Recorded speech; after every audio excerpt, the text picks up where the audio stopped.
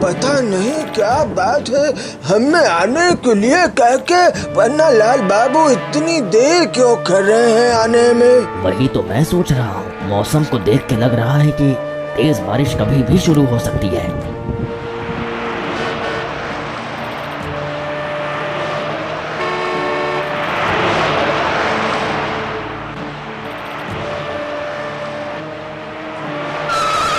थोड़ी देर और इंतजार कर लेता हूँ, फिर चला जाऊंगा।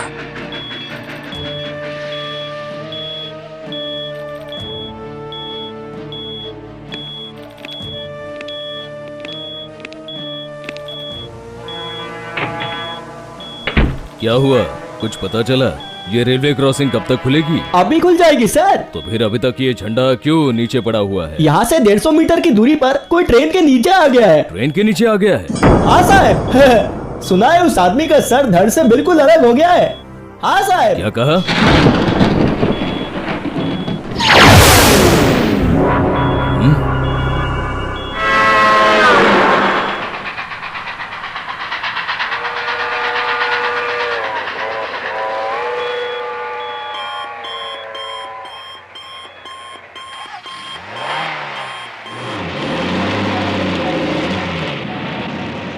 आज बाजार में पन्ना काका ने कहा था कि एक नई कहानी सुनाएंगे, इसलिए मैं भाग के आया हूँ। बिल्कुल सही कह रहे हो।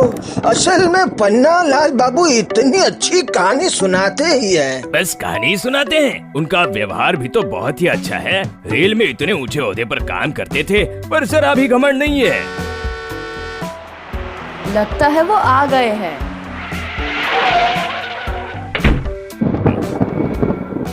सॉरी, थोड़ी देर हो गई।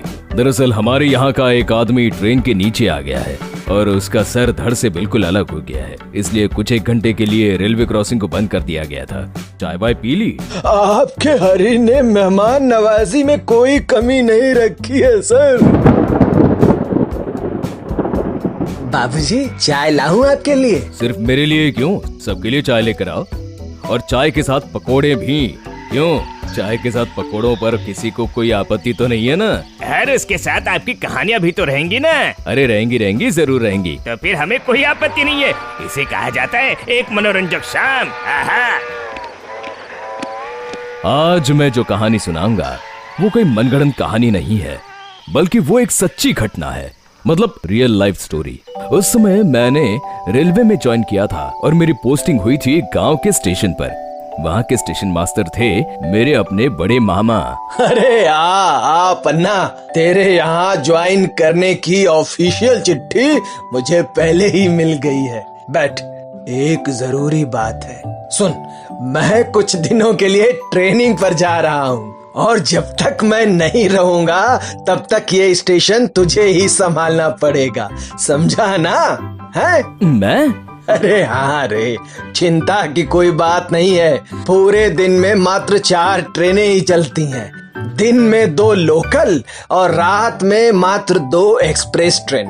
पैसेंजर भी बहुत कम ही होते हैं। मैं तुझे सब समझा बुझा कर जाऊंगा, समझा?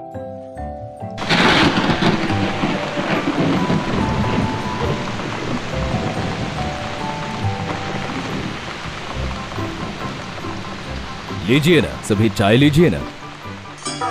अरे बिजली चली गई। धत, हमारे एरिया की यही समस्या है। थोड़ी बारिश हुई या ना हुई कि बिजली चली जाती है। कहानी क्यों रोक दी पन्नालाल बाबू? जी वो अंधेरे में। अरे अंधेरे में ही तो कहानी सुनने का मजा आता है, और उस पर भी जब कहानी भूत की हो। बिजली नहीं है, पूरा अंधेरा है और ट्रेन की आवाज। इसी माहौल में तो भूत की कहानी जम जाएगी। मुझे समझा बुझाकर बड़े मामा चले गए। मैं बन गया वहाँ का स्टेशन मास्टर। 1-2 दिन बाद ही मैं ऑफिस में बैठकर अपना काम कर रहा था। रात काफी हो चुकी थी। तभी जोर से टेलीफोन की घंटी बज उठी। Hello hello hello hello. Station से आधे मील दक्षिण में रेल पटरी में दरार दिख रही है और 1 घंटे बाद उसी पटरी से एक एक्सप्रेस ट्रेन गुजरेगी। रेल लाइन में दरार? हेलो हेलो, आप कौन बोल रहे हैं? कहाँ से बोल रहे हैं? Hello hello hello. Line cut गई। कौन बोल रहा है? कहाँ से बोल रहा है? कुछ भी तो नहीं बताया। पर अगर रेल पटरी में दरार है फिर तो बहुत बड़ी मुसीबत हो जाएगी। बिहारी, बिहारी, क्या हुआ साहब? अभी तुरंत ट्रॉली वैन निकालो। क्यों साहब? स्टेशन से आधे मील दक्षिण में पटरी में दरार देखी गई है। ये कैसी बात कर रहे हैं साहब? आज शाम को ही तो उस पटरी का निरीक्षण करके आया हूँ। वहाँ तो कोई भी दरार वरार नहीं थी साहब। पर अभी तुरंत एक फोन आया था। आपको फोन आया था? साहब कहीं किसी बूढ़े का तो फोन नहीं था ना साहब? वो चाहे कोई भी हो, पर हमें तो जाना ही पड़ेगा। रिस्क नहीं लिया जा सकता है। बाद में कहीं दुर्घटना घट गई तो सर्वनाश हो जाएगा। ठीक है साहब, अच्छा ठीक है, जब आप कह रहे हैं तो। बड़ी वाली टॉर्च लेनी पड़ेगी और साथ ही मामा जी की बंदूक भी लेनी पड़ेगी।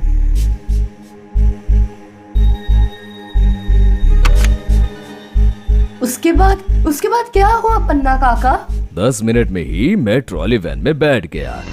मेरे एक हाथ में बंदूक थी और दूसरे हाथ में 6 सेल वाली टॉर्च।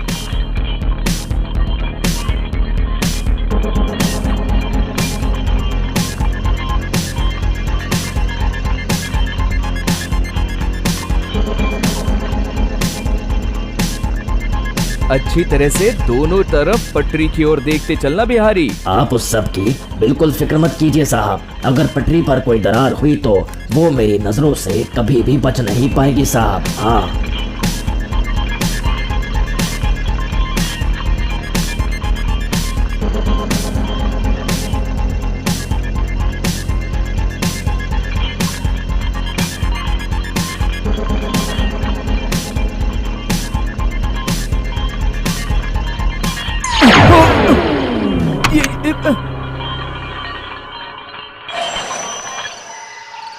क्या उड़कर गया? मालूम होता है अब चमगादड़। पर इतना बड़ा?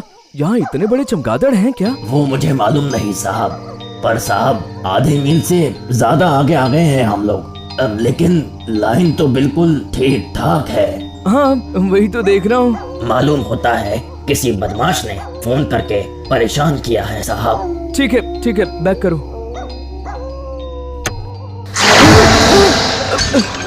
साहब कुछ गड़बड़ मालूम होता है साहब। अभी हमें जल्द से जल्द यहाँ से भागना चाहिए साहब।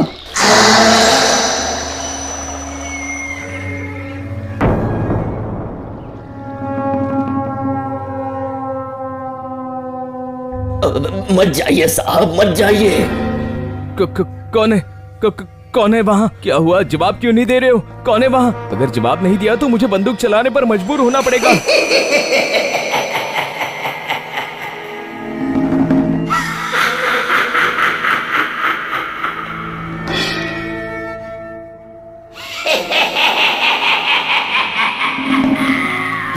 साहब भाग आइए साहब।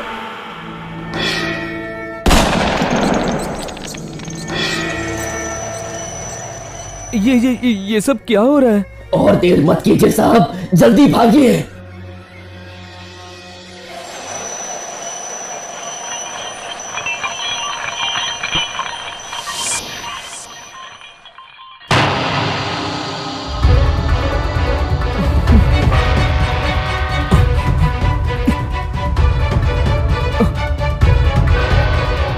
अरे पटरी से हट जाइए, ट्रेन आ रही है। अरे हट जाइए वरना ट्रेन से कट जाएंगे आप।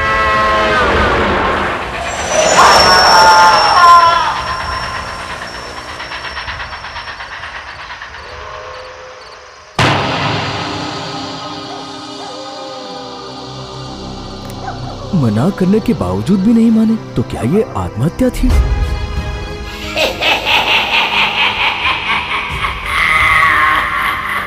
भागिए साहब, भागिए, जल्दी भागिए।